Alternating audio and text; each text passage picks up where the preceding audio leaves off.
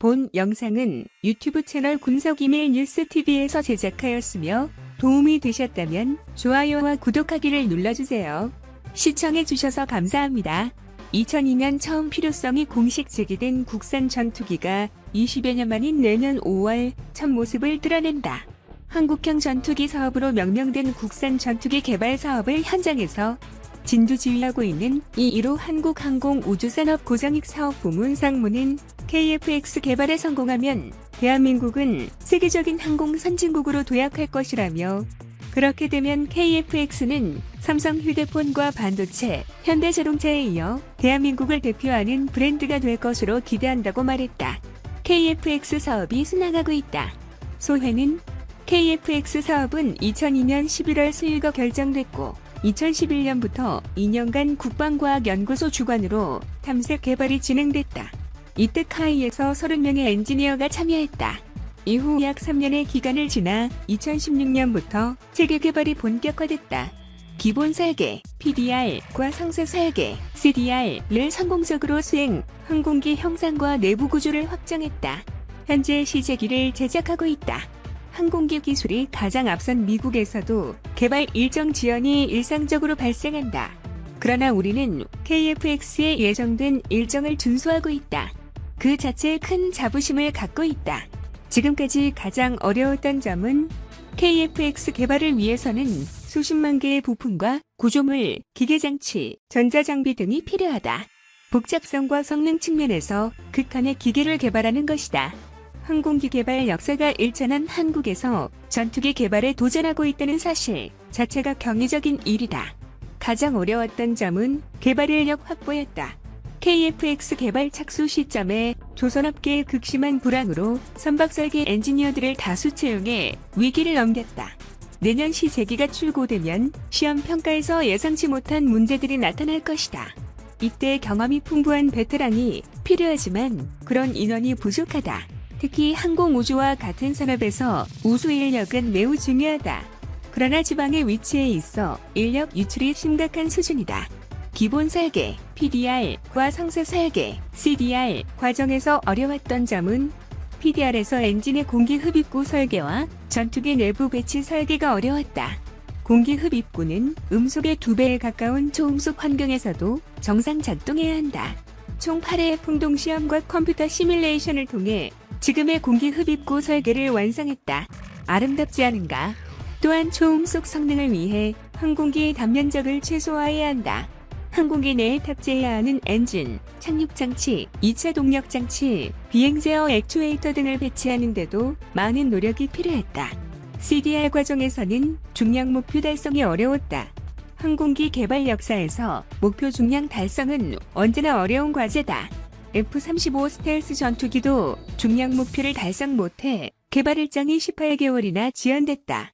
KF-X 중량 절감을 위해 포상 제도를 운영했다.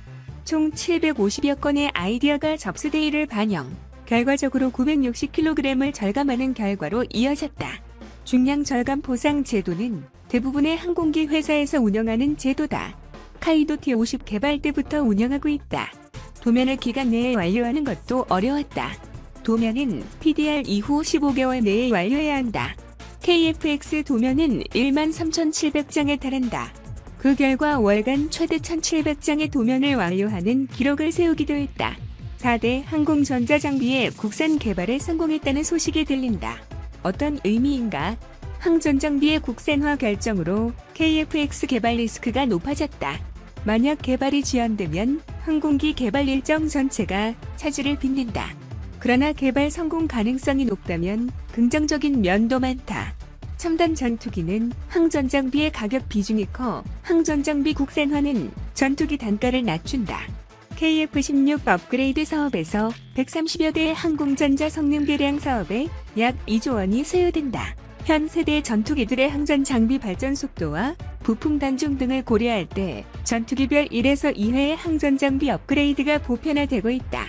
KF-X가 양산되면 추후 성능 개량 사업에서도 외화 유출이 최소화될 것이다. 현재 4대 항전 장비 개발이 순항하고 있어 이러한 장점들이 점차 현실화되고 있다. 향후 예정된 수량 외 추가 주문이 나올 수 있나? 체계 개발 기간 시제기 6대와 지상 구조시험체 2대를 제작한다. 또한 우리 공군의 F4 및 F5 대체 물량, 인도네시아 공군 소유량을 제작할 예정이며 그 외 추가 물량이 있기를 기대한다. 아이언버드 시험 장비 개발이 완료됐다. 어떤 의미인가?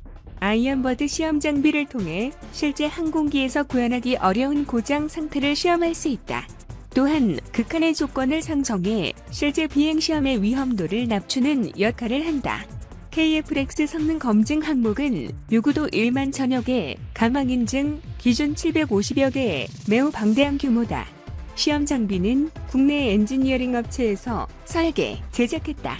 T-50 개발 당시와 비교해 국내 기술 역량이 괄목할 만한 발전을 했음을 확인할 수 있었다. 또한 이 과정을 통해 확보한 장비 및 노하우는 한국의 항공기 개발 인프라를 세계적 수준으로 높인 것으로 평가한다. 비행시험과 무장시험은 어떻게 진행하나? 비행시험은 2022년 착수 예정이다. 총 2,000회 이상의 비행을 예정하고 있다. 초기 건전성 비행 영역 확장 성능 검증 무장, 적합성 및 군 운용 적합성 시험으로 구성된다. 초기 건전성 시험은 안전한 비행 영역에서 각 계통의 기능을 점검하는 것이다. 비행 영역 확장 시험은 비행 고도, 속도, 하중 등을 확장해가는 시험이다. 성능 검증은 비행 성능, 비행 제어, 세부 계통, 항공전자, 고도 속도계, 무장 계통 성능 등을 검증한다.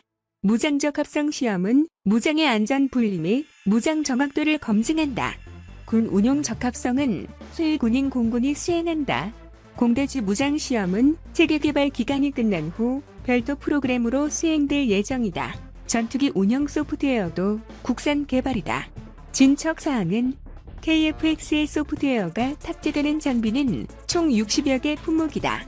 이중 규모가 방대한 비행제어 및 임무장비 소프트웨어는 카이가 직접 개발한다.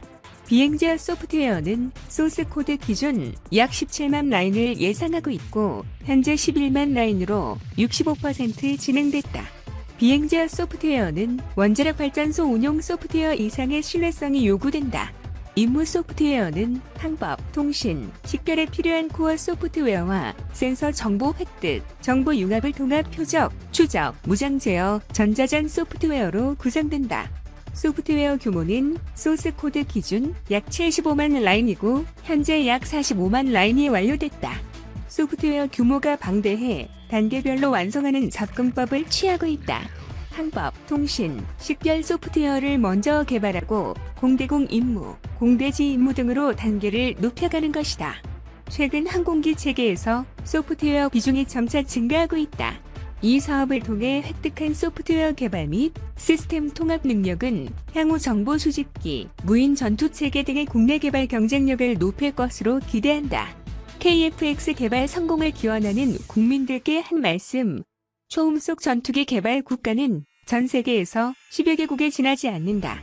KF-X 개발에 성공하면 항공 선진국으로 도약할 수 있다. 그렇게 되어 KF-X가 대한민국을 대표하는 삼성 휴대폰, 반도체, 현대자동차에 이어 전 세계인에게 각인되는 날이 오기를 기대한다.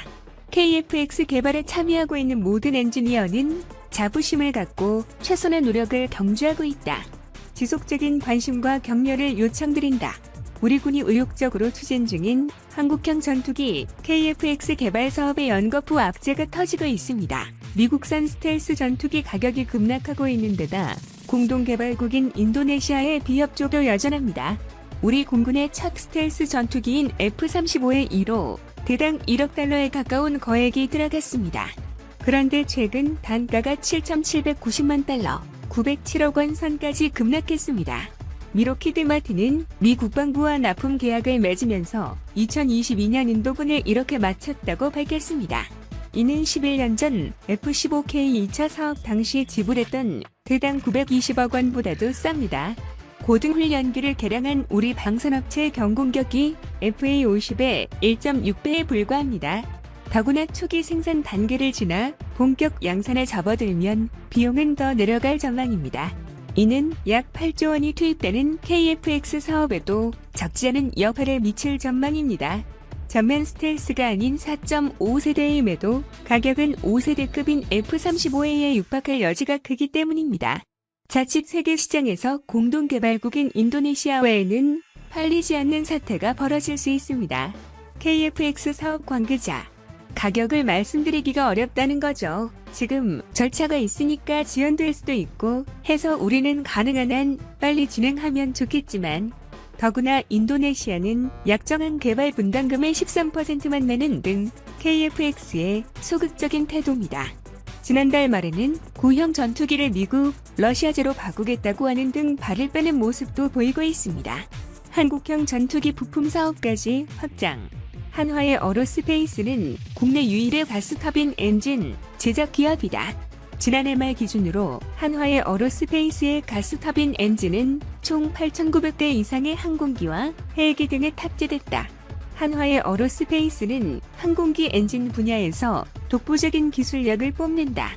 대한민국 영공을 지키는 F-15K 전투기는 물론 T-50 고등훈련기, 한국형 헬기 수리온 등에 탑재돼 영공 방위에 일조하고 있다. 특히 2016년에는 한국의 노후 전투기를 대체하고 미래 전장 환경에 적합한 성능을 갖춘 차세대 한국형 전투기 사업의 항공기, 엔진 통합 개발을 주도적으로 수행하고 엔진 부품 국산화를 위한 미국 제너럴 일렉트릭사와 기술 협약을 체결하는 등 KFX 엔진의 국내 조립과 주요 부품의 국산화에 나섰다. 한화의 어로스페이스는 해군 군용 함정에 들어가는 LM2500 등의 가스터빈 엔진도 생산, 공급한다. 한국 최초의 우주발 사체인 나로호와 2021년 본발사 예정인 한국형 위성 발사체 누리호 사업에도 참여할 만큼 항공 엔진 분야에서 독보적인 기술과 위상을 가지고 있다. 한화의 어로스페이스는 한국형 발사체 사업 초기 단계부터 발사체의 핵심 기술인 엔진, 터보 펌프와 각종 밸브류 제작에 참여해왔으며 2015년 3월 75톤 액체 로켓 엔진을 한국항공우주연구원에 주도 납품했다.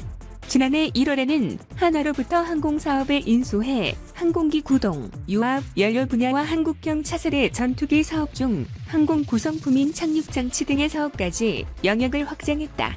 같은 해 6월에는 미국의 항공엔진 부품 전문업체 이닥사의 지분 100% 인수계약을 마치며 진입장벽이 높은 항공기 엔진 제조 시장에서 국제공동개발 글로벌 파트너로 위상을 높이는 데 성공했다. 이닥 인수를 계기로 항공기 엔진 부품 사업 규모를 확대해 세계 항공기 엔진 업계 1위 파트너사로 올라서겠다는 목표다. 한화그룹은 오는 2022년까지 항공기 부품 및 방위산업 분야의 해외 진출과 글로벌 경쟁력 강화에 4조 원을 투자할 예정이다. 본 영상은 유튜브 채널 군석이메일 뉴스TV에서 제작하였으며 도움이 되셨다면 좋아요와 구독하기를 눌러주세요. 시청해주셔서 감사합니다.